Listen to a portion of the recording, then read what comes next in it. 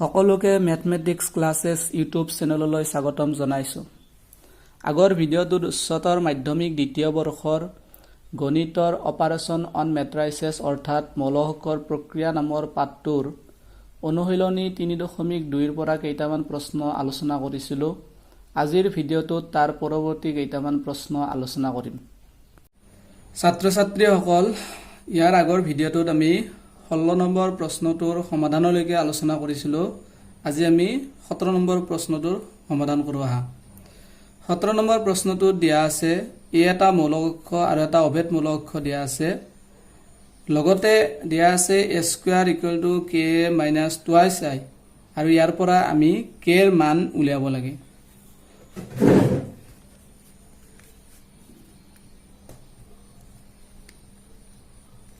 দিয়া আছে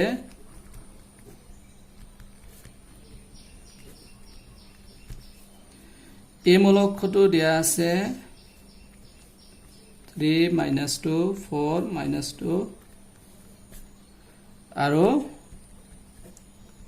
অভেদ মৌলসূক্ষটো দিয়া আছে 2/2 ঘাতৰ অভেদ মৌলসূক্ষ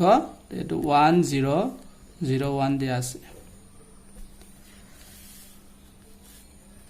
আকৌ দিয়া আছে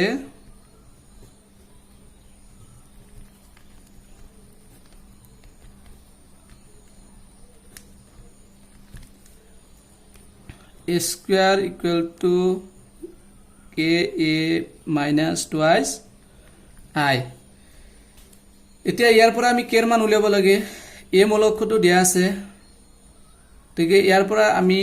a স্কয়াৰটো উলিয়াই ল'ব পাৰো।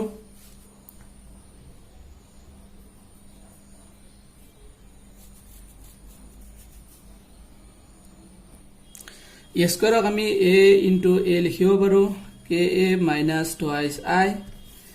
এতিয়া a মৌলসূক্ষটো বহাই দিয়া ইয়াতে 3 minus 2 4 minus 2 into a মানে কি আছিল 3 minus 2 4 minus 2 equal to ka a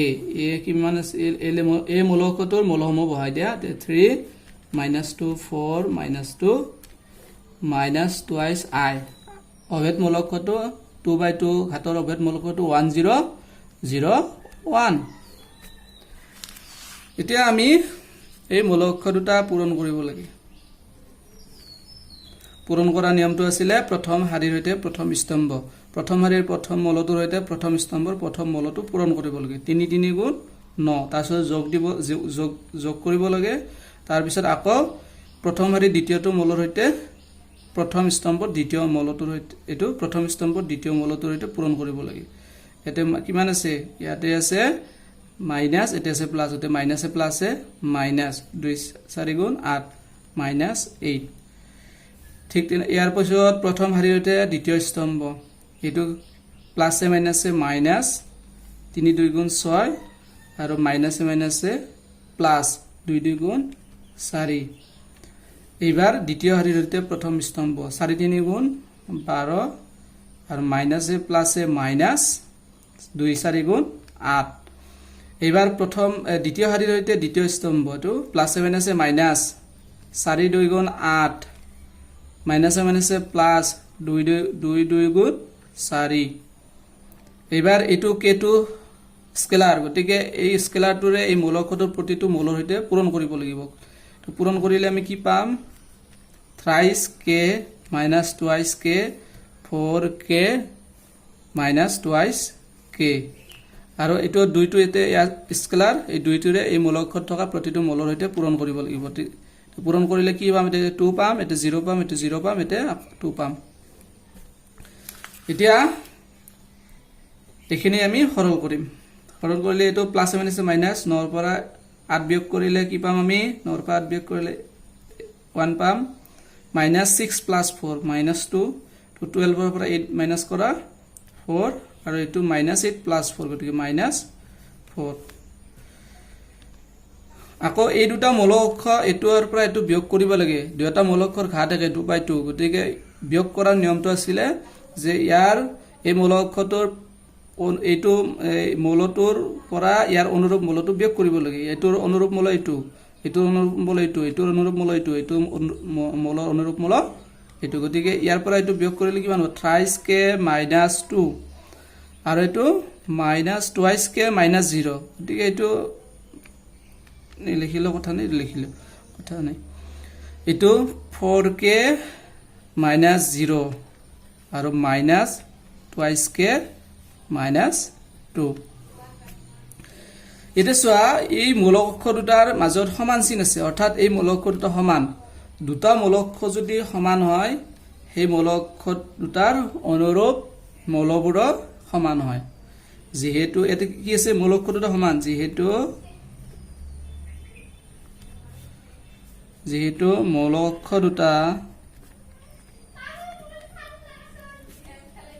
দুটা সমান, গতিকে সিহঁতৰ অনুৰূপ মৌলবোৰ সমান। এতিয়া দুয়োফালে আমি অনুৰূপ মৌলবোৰ তুলনা কৰি পাম। এতিয়া দুয়োফালে অনুৰূপ মৌলবোৰ তুলনা কৰি পাওঁ। অনুৰূপ মৌলবোৰ তুলনা কৰি পাওঁ।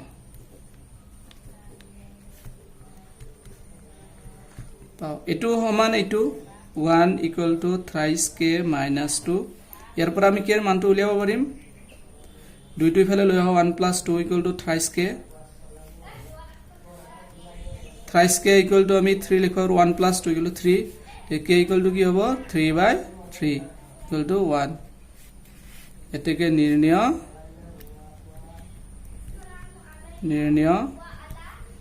কে ইকুৱেল টু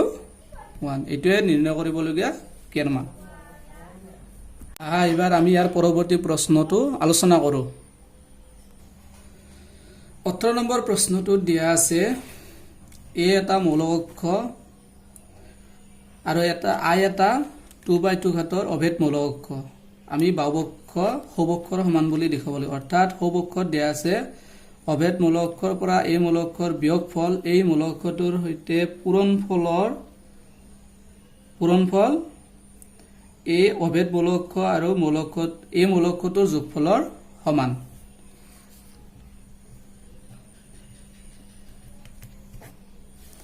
দিয়া আছে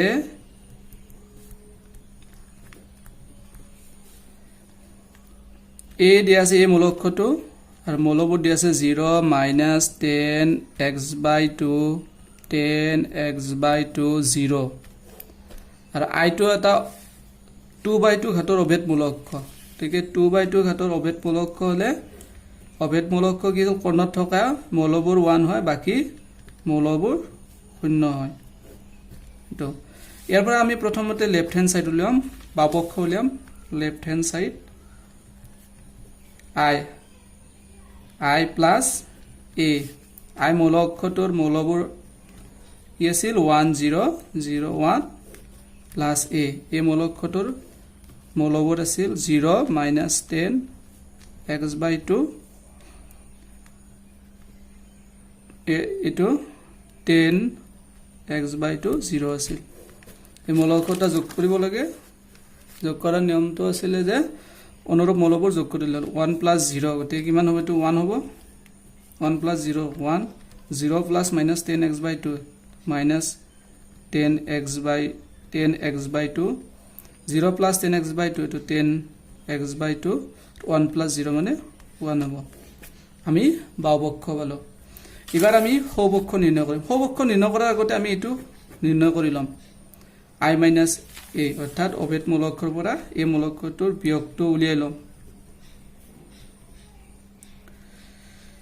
আই অভেদ মৌলক অক্ষৰটো কি আছিল? মৌলবোৰ আছিল 1 0 0 1 মাইনাছ এ। মৌলক অক্ষৰটোৰ মৌলবোৰ আছিল 0 মাইনাছ 10x/2 10x/2 0। এতিয়া আমি এইটো মৌলক অক্ষৰ বা এইটো মৌলক অক্ষৰ বিয়োগ কৰিব লাগে। যোগৰ নিচিনা একে, যোগ যেনেকৈ কৰোঁ দুটা মৌলক অক্ষৰ যোগ, ঠিক তেনেকৈ বিয়োগটো একে, খালি এইটো অনুৰূপ মলৰ পৰা অনুৰূপ মলটো বিয়োগ কৰিব লাগে 1 minus 0 কিমান হ'ব এইটো 1 হ'ব 0 minus 10 minus 10x by 2 তো মাইনাস মাইনাসে প্লাস হ'ব 10x by 2 0 minus 10x by 2 গতিকে এইটো minus 10x by 2 হ'ব আৰু 1 minus 0 গতিকে এইটো কিমান হ'ব 1 হ'ব তো ৰাইট হ্যান্ড সাইডটো আমি নিৰ্ণয় কৰিম ৰাইট হ্যান্ড সাইডত দিয়া আছে i minus a আৰু এৰ লগত আমি পূৰণ কৰিব লাগে cos x minus sin of x sin of x cos of x তে i minus a টো আমি প্ৰথমতে উলিয়াই লৈছো এটো মূল অক্ষটো এটো আছিল 1 10x by 2 minus 10x by 2 1 এটো মূল অক্ষ আছিল এটো মূল অক্ষ লিখি দিয়া cos x minus sin x sin x cos x এবাৰ এই দুটা মূল অক্ষ আমি পূৰণ কৰিম পূৰণ কৰা নিয়মটো আছিল প্ৰথম শাৰীৰ হৈতে প্ৰথম স্তম্ভটো আমি পূৰণ কৰিব লাগে প্ৰথম শাৰীৰ প্ৰথম মূলটোৰ হৈতে প্ৰথম স্তম্ভৰ প্ৰথম মূলটো পূৰণ কৰিব লাগে 1 ৰ লগত cos x পূৰণ কৰিলে cos x তাৰ পিছত প্লাস দিব লাগে আকৌ এবাৰ প্ৰথম শাৰীৰ দ্বিতীয়টো মূলৰ হৈতে প্ৰথম স্তম্ভৰ দ্বিতীয়টো মূল পূৰণ কৰিব লাগে এটোৰ লগত এইটো পূৰণ to 10x by 2 sin x এবাৰ প্ৰথম শাৰীতে প্ৰথম স্তম্ভ হল এবাৰ প্ৰথম শাৰীৰ হৈতে দ্বিতীয় স্তম্ভ এটো প্লাস মাইনাস মাইনাস 1 ৰ লগত sin x পূৰণ কৰিলে মাইনাস এটো মাইনাস গতি এটো মাইনাস sin x হ'ব আকৌ এটোৰ হৈতে এটো পূৰণ হ'ব এটো প্লাস প্লাসে প্লাসে plus sin x by 2 10x by 2 cos x এইবাৰ দ্বিতীয় শাৰীৰ হৈতে প্ৰথম স্তম্ভ তো মাইনাসে প্লাসে minus 10x by 2 cos x তো প্লাসে প্লাসে প্লাস 1 ৰ লগত sin x পূৰণ কৰিলে sin x প্ৰথম এটো দ্বিতীয় শাৰীৰ হৈতে প্ৰথম স্তম্ভ শেষ হল এবাৰ দ্বিতীয় শাৰীৰ হৈতে দ্বিতীয় স্তম্ভ মাইনাসে মাইনাসে প্লাস 10x by 2 আৰু এটো প্লাসে প্লাসে প্লাস cos x এতিয়া আমি তিনিটামান ফৰ্মুলা মনত কৰিম আমি এটো ফৰ্মুলা জানো sin x ক আমি এনেকৈ লিখিব পাৰো 2 sin x by 2 cos x লিখিব পাৰো আকৌ cos of x ক আমি 2 cos square x by 2 minus 1 আৰু cos of x ক আকৌ আমি 1 minus 2 sin square x by 2 লিখিব পাৰো এটো sin twice x হলে 2 sin x cos x এটো 2 cos x হয় কিন্তু এটো sin x থকা কাৰণে এটো 2 sin x by 2 cos x by 2 আৰু cos x থকা কাৰণে এটো 2 sin cos square x by 2 minus 1 আৰু cos x ক আমি এটো লিখিব পাৰো এটো cos x ক cos সাপেক্ষে cos x ক sin সাপেক্ষে আমি এই তিনিটা জানিলে ইয়াতে জানিলে হ'ব বা tan সাপেক্ষে এটো নালাগে বা এই তিনিটা আমি ইয়াতে মনত ৰাখিলে হ'ল এতিয়া আমি এই তিনিটা ফৰ্মুলা ইউজ কৰি আমি বাহুপক্ষত যে আমি পাইছিলো বাহুপক্ষটোত কি পাইছিলো আমি বাহুপক্ষৰ মূলকত হৈছে 1 10x by এটো minus 10x by 2 আছিল আৰু এটো 10x by 2 1 আছিল এই মূলকটো আমি বাহুপক্ষত উলিয়াইছিলো এই মূলকটো আমি এতে রাইট হ্যান্ড সাইডৰ অৰ্থাৎ সোঁপক্ষত নিৰ্ণয় কৰিব লাগে প্ৰথম এই ইয়াতে যে এইটো আমি এই গেটা ফৰ্মুলা আমি প্ৰয়োগ কৰি ইয়াক আমি 1 ইয়াৰ পৰা আমি 1 নিৰ্ণয় কৰিম এতিয়া চোৱা cos x ৰ ফৰ্মুলা ইয়াতে দুটা ফৰ্মুলা এই দুটাৰ যিকোনোটা ইউজ কৰিব লাগে কিন্তু আমি লেফট হ্যান্ড সাইডত আমাৰ প্ৰথমটো কি 1 আছিল তো -1 নাছিল গতিকে আমি এইটো ফৰ্মুলা ইউজ কৰিম যেটো +1 আছে গতিকে ইয়াতে আমি এই cos x ৰ হলনি আমি এইটো ফৰ্মুলা ইউজ কৰিম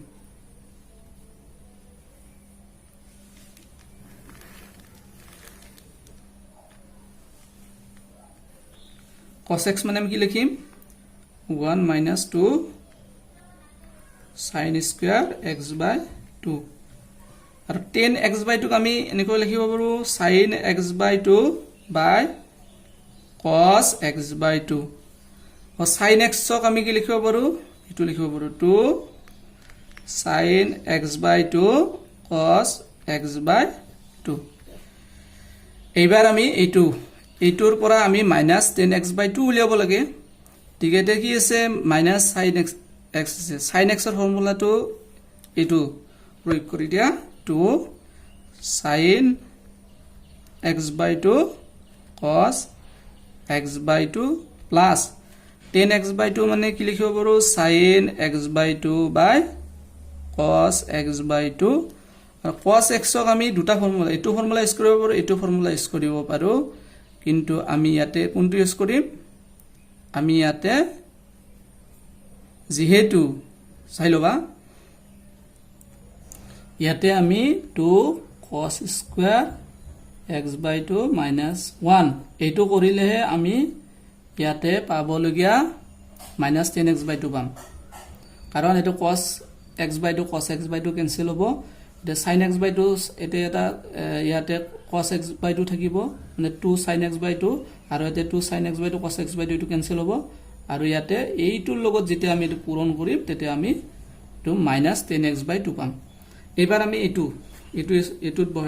বহাই দিয়া 10x by 2 মানে কি আছিল sin x by 2 by cos x by 2 এটো বহাই দিয়া cos x by 2 মানে ইয়াতে cos x by 2 আছে তো cos x by 2 মানে আমি কি লিখিম যেহেতু এটো sin x এটো এটো sin x by 2 মানে আমি কি লিখিব লাগিব 2 sin x by 2 cos x by 2 লিখিব লাগিব এতিয়া যেহেতু এটো প্লাস আছে ইয়াতে মাইনাস আছে যেহেতু এতে cos x by 2 আছে গতিকে আমি cos ৰ formula in terms of cos x ৰ ফৰ্মুলা ইউজ কৰিম cos x ৰ ফৰ্মুলাটো আছিল যে cos x ৰ ফৰ্মুলাটো আছিল ইন টার্মস অফ cos এইটো 2 cos square x by 2 minus 1 এইটো এবাৰ আমি এটো 10x by 2 আমি লিখিব পাৰো sin x by 2 by cos x by 2 plus ইয়েছে এটো এটা এটো কি মাল্টিপ্লাই কৰাটো 10x by 2 এটা sin x এটা আছিল এইটো পুৰণ sin x ক আমি লিখিব পাৰো 2 sin x by 2 cos x by 2 sin x by 2 cos x by 2 আৰু এইটো সোয়া এইবাৰ আমি যেহেতু এটা কি লাগে আমাক 1 লাগে গটিকে আমি এটো +1 লব লাগিব cos x ক আমি এইটোত লিখিম 1 - 2 sin square x by 2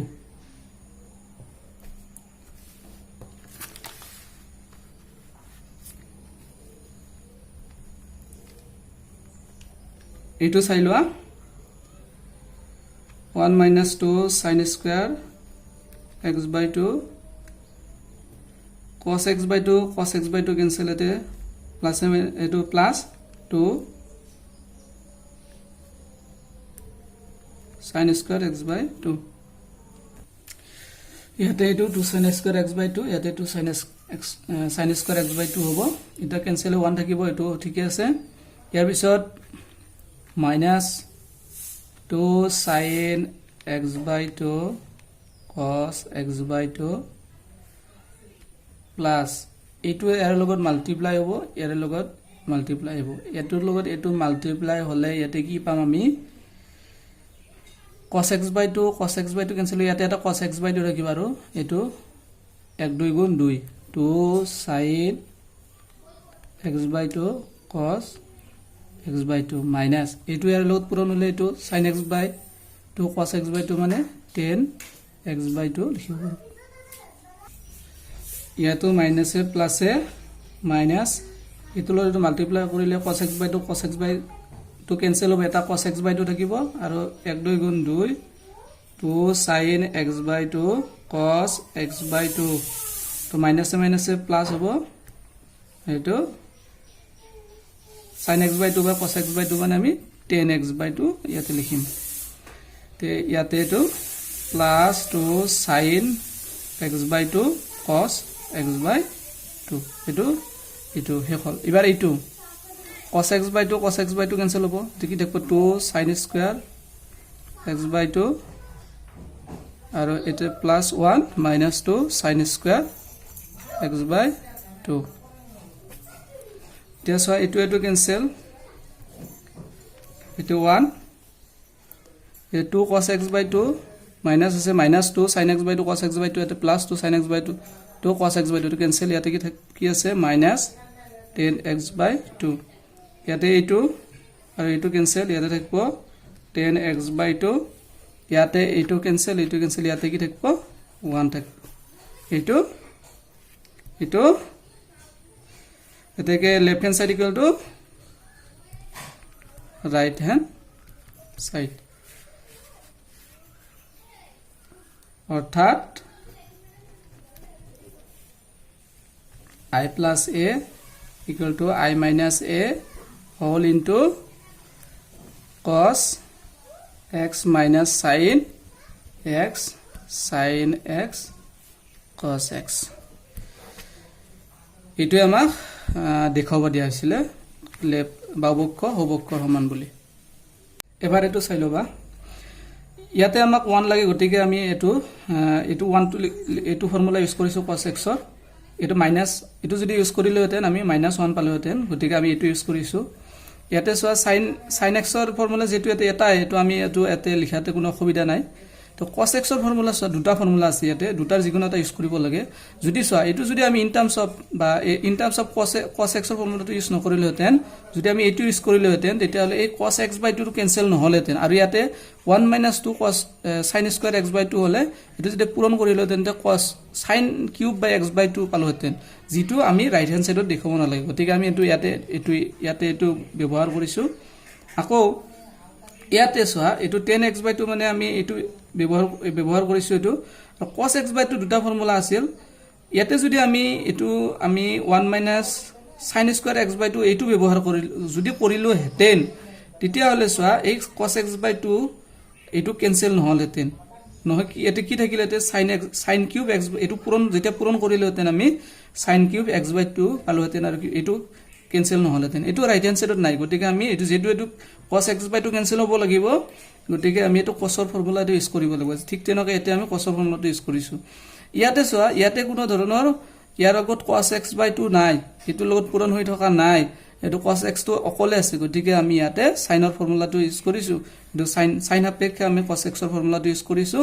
আৰু এটো ইউজ কৰাৰ ফলত এটো সৰল হৈ ফেলে আমি যেটো ৰাইট হ্যান্ড সাইডত পাবলগীয়া আছিল হেতু আমি পাইছো আশা কৰো আজিৰ ভিডিওটোত আলোচনা কৰা প্ৰশ্ন দুটাৰ সমাধান তোমালোকে বুজি পাইছা বুজি পালে ভিডিওটো লাইক কৰিবা শেয়াৰ কৰিবা আৰু কিবা জানিবলগীয়া থাকিলে কমেন্ট বক্সত কমেন্ট কৰি জনাবা পৰৱৰ্তী ভিডিওসমূহ পাই থাকিবলৈ চেনেলটো সাবস্ক্ৰাইব কৰি বেল আইকনটো প্ৰেছ কৰিবা আজিৰ ভিডিওটো ইমানতে শেষ কৰিছো থ্যাংক ইউ